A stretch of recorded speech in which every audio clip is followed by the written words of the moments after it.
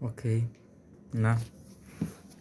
Venho até vocês aqui, né, para falar da palavra de Deus. Dessa vez vai ser mais uma conversa entre nós, né? Não vai ser muito uma palavra.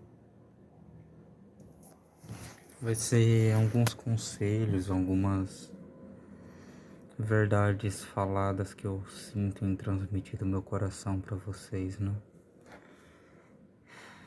Algumas verdades sobre a vida cristã, né, que algumas pessoas devem estar preparadas para de antemão, né, para seguir. Coisas que recentemente eu estou passando e que talvez possa ser sua realidade amanhã, compreende? Vamos lá, por onde eu começo?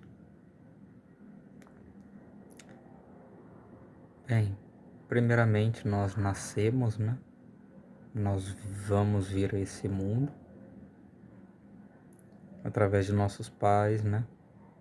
Vamos herdar o pecado de Adão. Vamos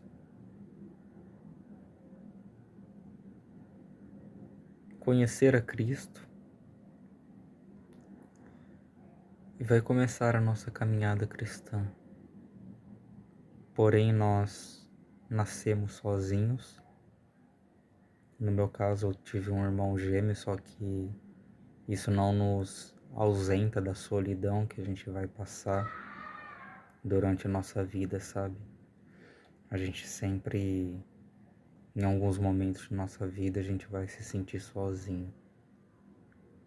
É o que eu estou passando atualmente, porém,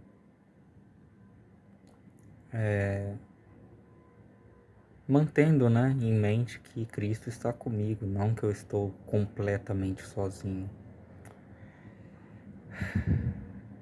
Quando chegar esse momento para vocês, não se entreguem ao desespero, ok? Se necessário for, saia de casa, passe um tempo com Cristo, e depois volte para sua casa, ok? Dê um abraço bem forte na sua esposa, no seu filho, e continue vivendo a vida cristã no lar. Ok, o que eu gostaria de dizer é, nós vamos nascer sozinhos, teremos momentos de solidão na nossa vida e morreremos sozinhos. Se você acha que ao você morrer, alguém lembrará de você, talvez ninguém lembre, ok? Dependendo da situação, nem seu pai nem sua mãe vai lembrar de você por muito tempo. Nenhuma memória das pessoas se tornam eternas neste mundo. Ninguém será lembrado eternamente neste mundo. Entende? Nenhum ser humano comum que vive entre os pobres será lembrado, terá lembrança. Os pobres têm lembrança dos ricos que os oprimem, mas não têm lembrança nenhuma dos pobres que sofrem a pobreza juntamente com eles. Não, não. Os pobres não vê o favor dos seus vizinhos. É o que declara a Escritura em Provérbios. Os pobres, eles não são bem vistos pelos outros pobres. Eles não são bem vistos pelos seus vizinhos, em suas vizinhanças. Não há quem lute a causa deles. Compreende? Ok, vamos lá. O que eu gostaria de dizer também é: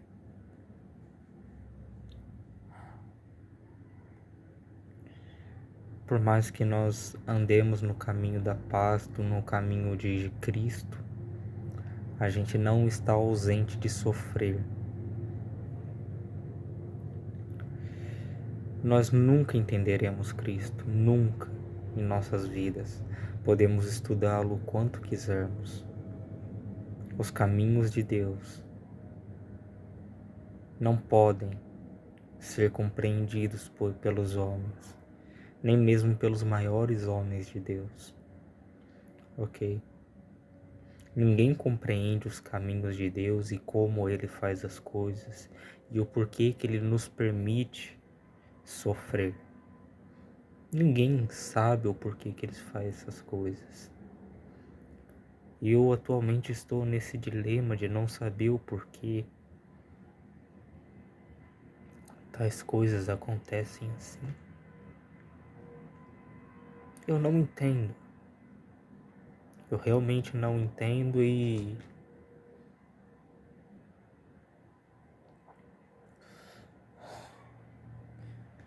eu só procuro aceitar que tem coisas que eu não vou entender na minha vida, ok? Tem coisas que está longe da minha alçada saber. E ainda que eu soubesse, a minha mente entraria em confronto com a verdade. Eu não tenho a mente capaz de responder tudo o que vocês perguntam. Eu não tenho a mente capaz de responder tudo sobre Deus. Ninguém tem. Por mais aprofundado que um homem tenha ido na palavra de Deus, ele não consegue encaixar todas as peças do quebra-cabeça. E quanto mais o homem tenta montar esse quebra-cabeça, mais indecifrável começa a ficar, mais começa a beirar a loucura, compreende? Porque um tipo de amor incompreendido e um tipo de justiça incompreendida. Deus, ele criou a vida e ele pode tirar a vida de quem ele quiser, e ele não peca em fazer isso. Não devemos tentar defender a Deus como se ele fosse culpado de algum crime ou de algum pecado. Pelo contrário, o que somos nós, declara a Escritura, né? O que somos nós para discutirmos com Deus sobre o que é certo e errado? Uma vez que todo o modelo de certo e errado está em Cristo, está no Pai e está em Cristo. Porque quando Deus trouxe juízo a Israel todo aquele tempo, tem uma certa passagem de Ezequiel 22, o capítulo 22, se você ler, fala que ele vai desembainhar a espada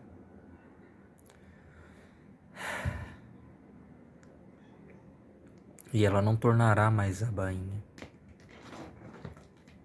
Ela sairá para castigar justos e ímpios. Como tu podes compreender, porém, que Deus castigará justos e ímpios? Mas uma coisa sabemos, que pela palavra de Deus os justos serão salvos e que os justos viverão pela fé. Então terá momentos que a gente não vai compreender nada sobre a palavra de Deus e a gente apenas vai ter que aceitar. Apenas aceitar. Não terá nada o que possamos fazer. Compreende?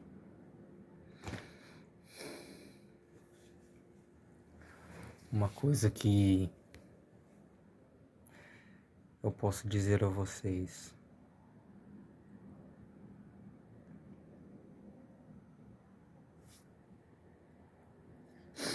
muitos acham que ser um mártir, né? Que sofrer o martírio é algo que vai fazer com que as pessoas se lembrem de você no seio da igreja. E eu posso dizer, às vezes nem os irmãos vão lembrar de você. Às vezes nem as pessoas que você considerava que iria te visitar em prisões vai te visitar. Eu consigo, irmãos, sentir uma certa opressão no ar. É como se nosso perseguidor estivesse cada vez mais próximo. Sim, eu sinto a angústia daqueles dias que estão por vir. E eu sinto que serei abandonado por muitas pessoas. E que chegará um momento que eu estarei sozinho, somente eu e Deus. Só que temos que lembrar também, irmãos, que Cristo sofreu por nós. Cristo, ele morreu na cruz por nós. Ele morreu pelos nossos pecados. Então, por que reclamaria eu de morrer por algo que eu sou digno de morte? Porque rejeitaria eu morrer se o mestre não rejeitou morrer em meu lugar? Compreende? O evangelho vai muito mais além do que a gente possa imaginar. O evangelho não é sobre o homem amando Deus. Pelo contrário, o evangelho é sobre Deus amando o homem. E às vezes amar, irmãos, vai exigir que Deus nos entregue a alguns tipos de sofrimento. Vai exigir que Deus não nos poupe de alguns sofrimentos.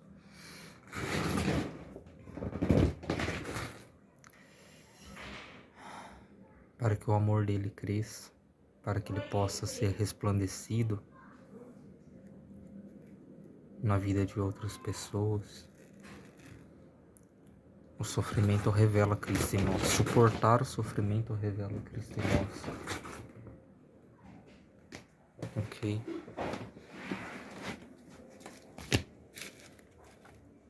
E o que eu queria dizer para vocês é o seguinte.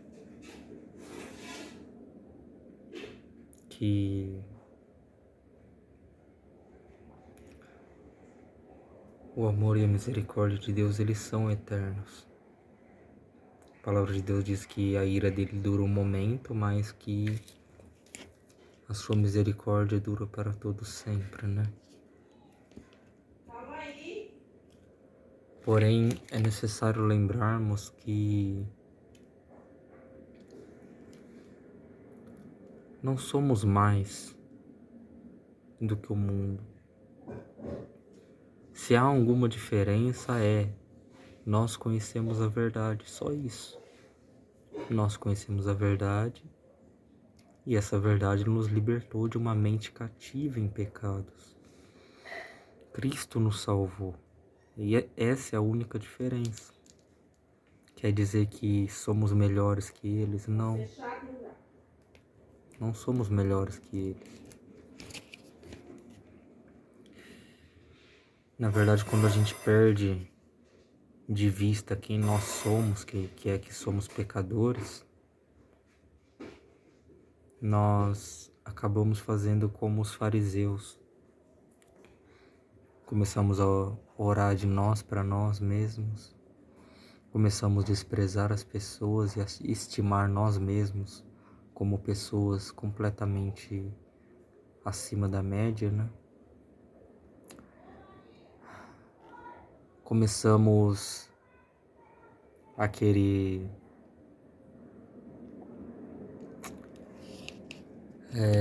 tirar a culpa de Deus como se Deus fosse culpado de alguma coisa. Começamos a negligenciar o bem ao próximo.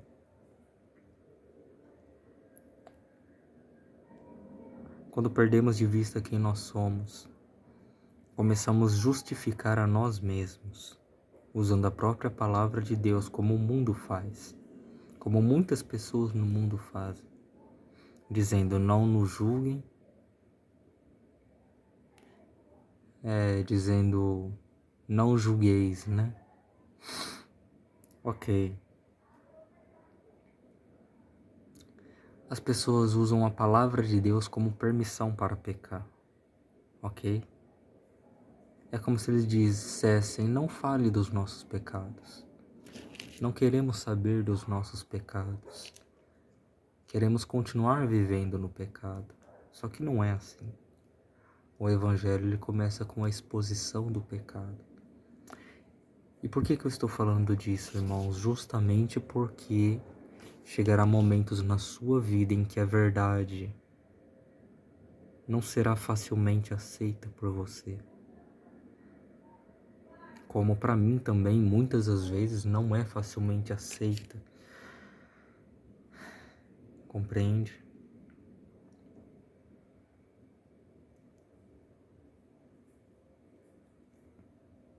O que eu gostaria de dizer, irmãos, é que estamos chegando perto do fim. Quando se levantar o anticristo, uns irão para o lado, outros para outro. Uns entregarão o irmão à morte por dinheiro.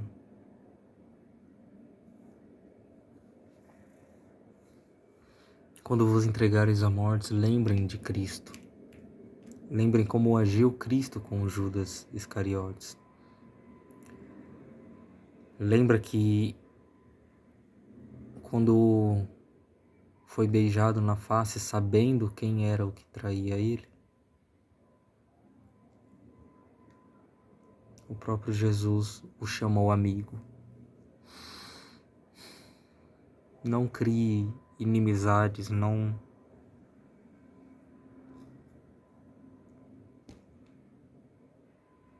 se encha de furor por essas pessoas que nos entregarem, ok?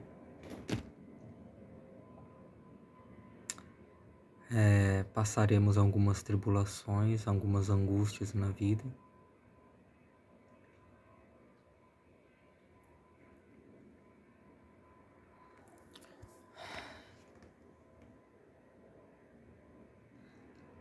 Deus, ele nos deu a vida, irmãos, compreende?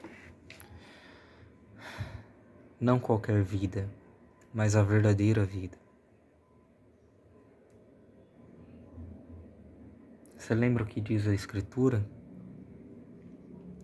Por acaso recordas quando Jesus disse que o reino dos céus é comparado a um homem que procura ajuntar tesouros raros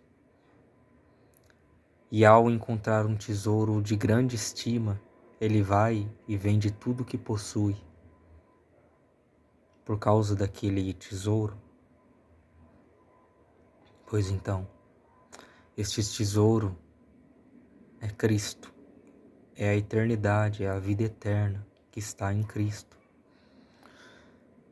O homem considera tudo como perda, tudo, até mesmo a própria vida perde o valor comparado com Cristo, com o privilégio de viver com Cristo por toda a eternidade, com o Deus que nos criou por toda a eternidade. Isso deveria ser mais maravilhoso do que a terrível existência do inferno. Saiba, irmãos, que se os homens não conseguem ser convertidos pela tamanha demonstração de amor de Cristo por eles, saiba que não serão convertidos de maneira alguma, uma vez que é o amor de Cristo que nos constrange, que nos leva ao arrependimento. Compreende? Então, o que eu quero dizer a vocês é o seguinte: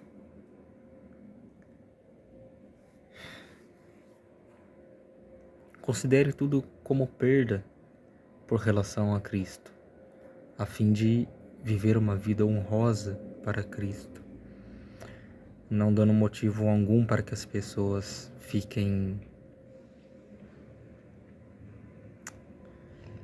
falando mal do Evangelho, sabe? O que eu quero dizer para vocês é que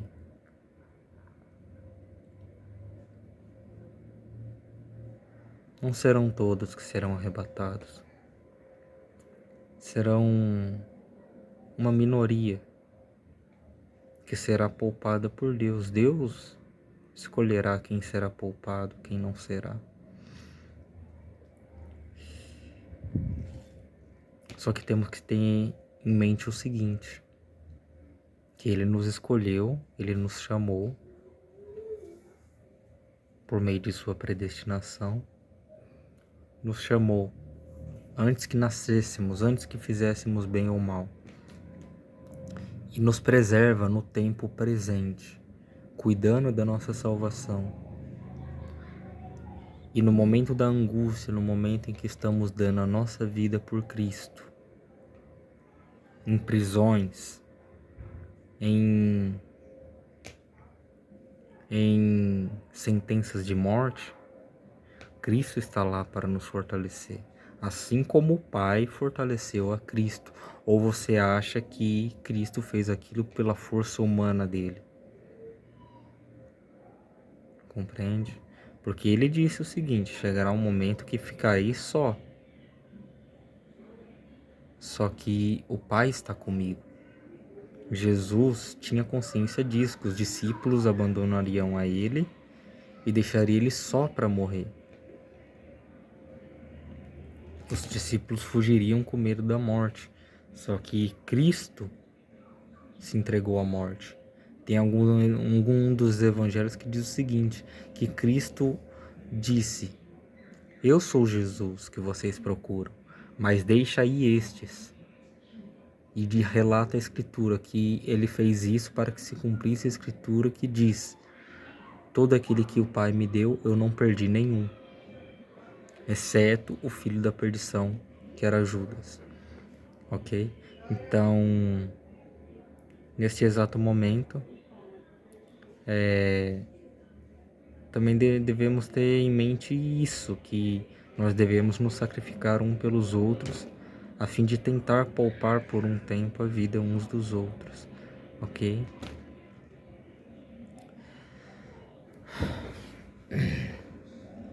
E o que eu posso dizer?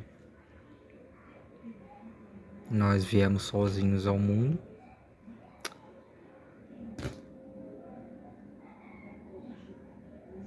e sozinhos voltaremos ao Pai, ok? Outra verdade que podemos levar para a nossa vida: nós cristãos não temos relevância no mundo. Nós cristãos não somos estimados no mundo. Então esperar expectativas de que o mundo nos bajule como verdadeiros cristãos é uma vanglória. E tentar esperar que alguns irmãos nos elogiem é uma vanglória. Jesus disse o seguinte, que ele veio falando no nome do Pai dele. No nome de Deus ele veio falando. E eles não receberam a palavra de Jesus. Porém, Jesus disse, se outro vier falando em seu próprio nome, buscando glória para si mesmo, vocês vão receber as palavras dessa pessoa. Os homens aceitam as palavras uns dos outros, porque reconhecem que as palavras vêm deles mesmos. Eles aceitam conselhos do mundo, de pessoas mundanas, mas não aceitam conselhos que venham da palavra de Deus. Eles sentem repulsa pela palavra de Deus, porque eles amam o pecado. E de alguma maneira também, os homens de Deus, que se dizem ser de Deus, de dentro da igreja, também amam o pecado, por isso procuram a glória uns dos outros. Então, eu digo, não procurem ficar elogiando ninguém, nenhum pastor, ninguém. Elogie a Cristo. O Espírito Santo, quem deveria estar sendo elogiado, enaltecido, está ficando de lado uma vez que os homens bajulam a eles mesmos. Entende? O que eu quero dizer, irmãos, é que nenhuma das falas de Jesus você pega ele se exaltando ou recebendo glória de outros.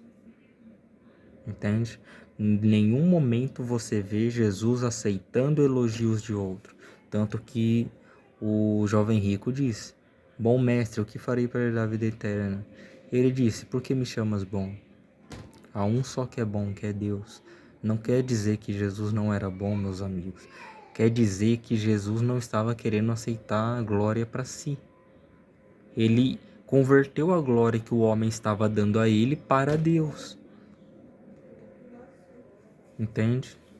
Corrigindo assim a nossa maneira de imaginar. E será que na igreja nós não estimamos tanto vários e vários homens de Deus de épocas passadas, como Charles Spurgeon, e ainda que sejam homens honestos de Deus? Só que a gente perde tanto tempo bajulando esse tipo de pessoas, ainda que sejam pessoas honestas que pregaram o verdadeiro evangelho, e às vezes nós estimamos essas pessoas mais do que o próprio Deus, mais do que o próprio Cristo. Por isso que na palavra de Deus, quando eu procuro ler mais as palavras que Cristo falou. Compreende? Meu filtro para descrever, para destrinchar toda a escritura e interpretar é Cristo. Vem de Cristo o meu pensamento de como agir na vida. Porque os discípulos falaram de Cristo, os profetas falaram de Cristo. E Cristo falou de si mesmo e do Pai. Compreende? O que eu gostaria de dizer é que devemos dar maior louvor, maior glória a Deus e não aos homens. Não estimar os homens como se fossem Deus. Ok? A palavra de Deus diz que aquele que é o menor no reino dos céus ainda é maior que João no reino dos céus. João Batista. Ele está querendo dizer que aquele que é mais humilde, que mais serve aos outros, aos demais irmãos, este é maior no reino dos céus. Compreende? E o que eu gostaria de dizer, irmãos, é que ninguém é tão valoroso senão para si mesmo. Ninguém recebe o valor que espera a não ser para si mesmo. Porque você percebe que quando a pessoa se enche de elogios e ela começa a aceitar esses elogios dos homens, ela começa a achar aqueles elogios algo que é pouco. Os elogios parecem que são poucos, parece que a pessoa quer ser um Deus. Parece que a pessoa quer ser idolatrada como um Deus. E às vezes até ser como um Deus para ela é pouco.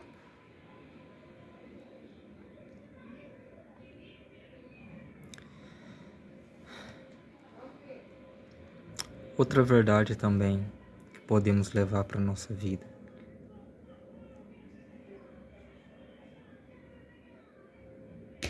Nós poderemos dar misericórdia aos homens o tempo todo. Quando clamarmos por misericórdia deles, não seremos poupados.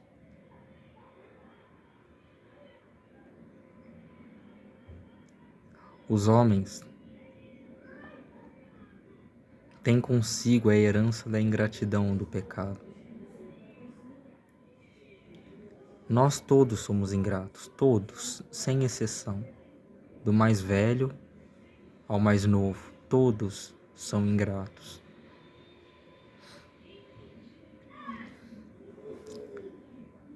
Outro conselho seria: não se exalte como um homem espiritual, entende? Não se exalte como um homem espiritual ao ponto de você não reconhecer mais pecado em você, compreende? E comparar homens de Deus do passado com homens de Deus de hoje é uma comparação injusta. Eu vou falar a verdade. É uma comparação injusta, porque muitos deles não trabalhavam. Ok? Muitos não trabalhavam. Descendiam de famílias de pregadores que não trabalhavam, viviam da obra. Se alguém tem tempo total para viver da obra de Deus, é lógico que essa pessoa terá mais profundidade. Mas agora pega um trabalhador comum dos nossos dias, que tem a sua família, que tem a sua esposa, ele terá tempo total como essas pessoas? Não. O que essa pessoa tem que fazer então? Tem que abrir mão do tempo que tem com a família.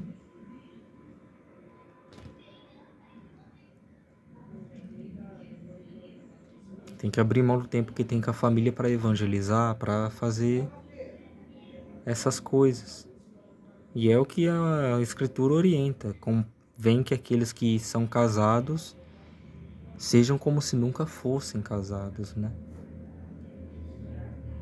Quer dizer que ele está falando, então quer dizer que eu posso voltar a ser solteiro, fingir que eu sou solteiro e ficar saindo com uma e com outra. Não, é um homem depravado que pensa assim. Ele está falando que você deve se dedicar a Deus da mesma maneira que você dedicava na sua época de solteiro, mesmo estando casado. Você não ia a tempo, ia fora de tempo evangelizar? Então faça isso estando casado.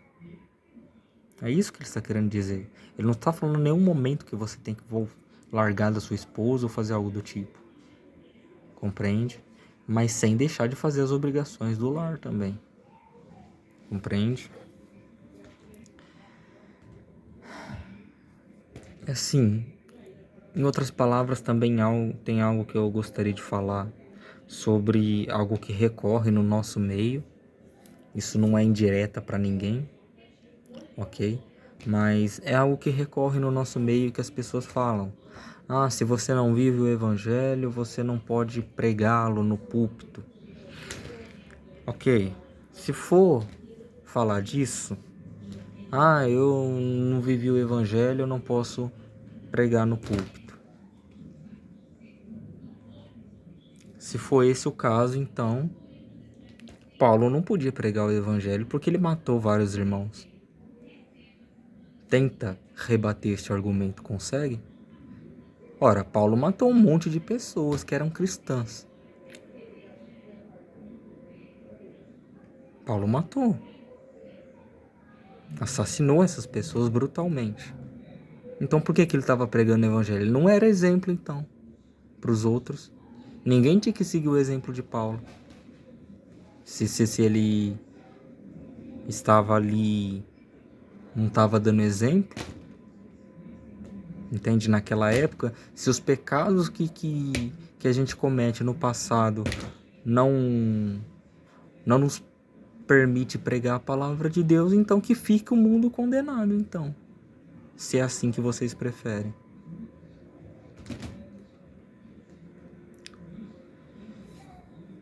A questão é, corrija os erros, ok, vai lá, corrija os erros seus. Só que a pregação do evangelho, em sua maioria, não é dentro da igreja. Nunca foi para ser dentro da igreja, na sua maioria. A igreja só está ali como um instrumento para fortalecer a fé um do outro. A pregação do evangelho mesmo é para conversão de almas. A pregação do evangelho mesmo é para converter almas. E aonde estão a maioria das almas para se converterem? No mundo. Ok? A questão é, as pessoas estimam tanto a pregação no púlpito que acaba idolatrando ela. É por causa disso que algumas vezes na minha vida eu preferi não falar no púlpito. Uma vez que eu estava pregando lá, eu sentia que estava traindo glória para mim mesmo. Compreende? E é algo tão fútil, algo tão banal que não tem o porquê. Entendeu?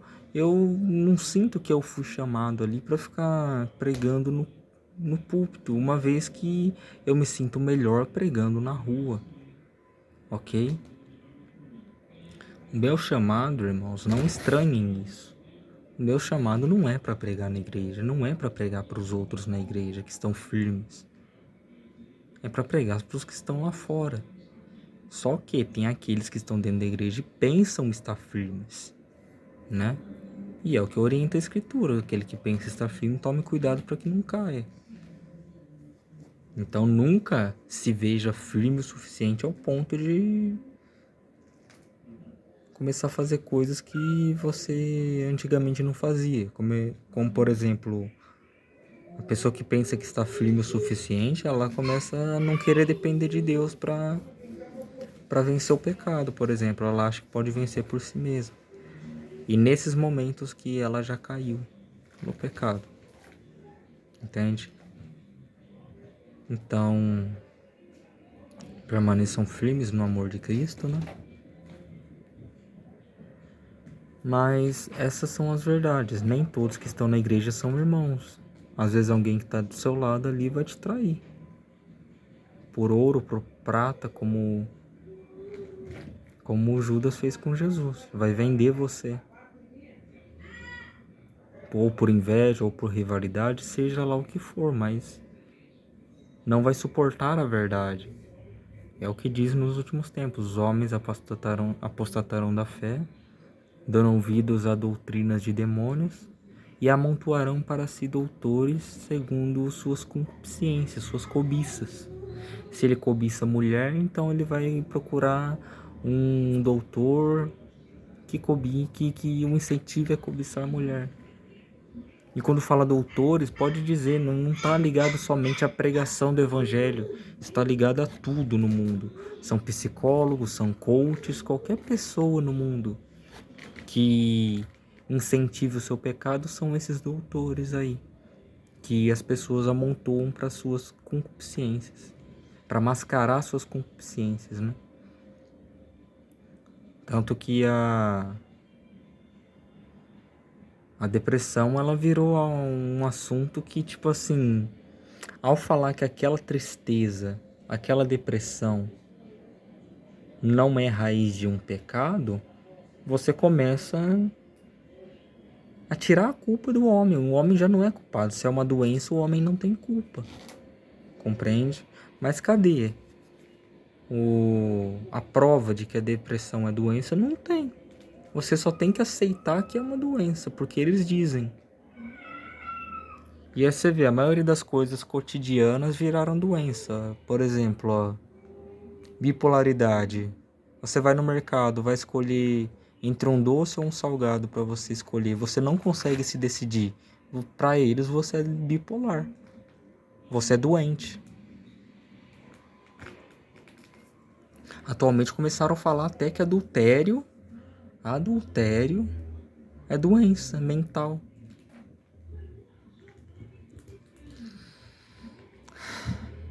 E a Bíblia diz que é pecado. Então, não é só o pastor lá dentro da igreja que é o perigo, não. As pessoas se atentam somente a isso. O falso profeta ali de dentro da igreja. Esse é o grande perigo? Não.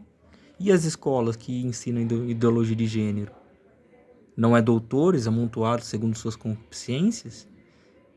Os jovens se apegam a isso, dizem que o homem diz que não é homem, é mulher. A mulher diz que não é mulher, que virou homem. Isso não é doutores segundo suas concupiscências? A Bíblia nunca falou que esses doutores eram pastores. Ele falou doutores. Quantos homens aí que você não conhece que tem diploma que fala cada besteira com relação à vida? Entende? E você segue esses homens, esses filósofos, esses homens pagãos. Vocês enviam seus filhos para a creche para ser doutrinado com essa doutrina demoníaca aí, porque a sua fé não vai ser respeitada lá. E eu posso falar a verdade, tem certos assuntos que eu me exalto porque eu tenho ódio. De até falar sobre o assunto eu tenho ódio. Porque me enche de raiva a injustiça que eles praticam nas escolas com nossas crianças. Ou vai falar que você estudou na escola lá e você não sofreu bullying, não sofreu nada, não.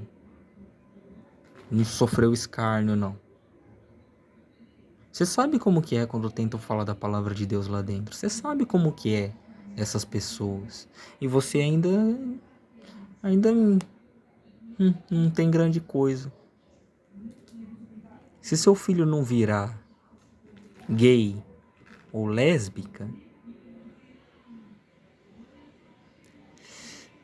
o ateísmo que tem dentro da escola vai contaminar fortemente a cabeça do seu filho ao ponto de ele não conseguir decifrar a Bíblia corretamente mais.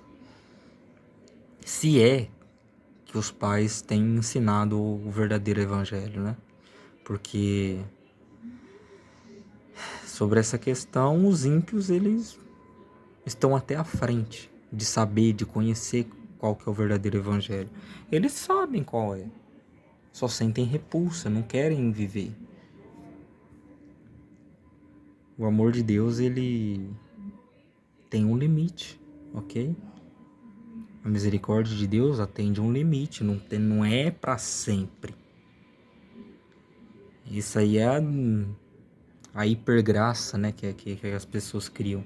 Ah, não importa o quanto eu peque, eu sempre vou ser perdoado.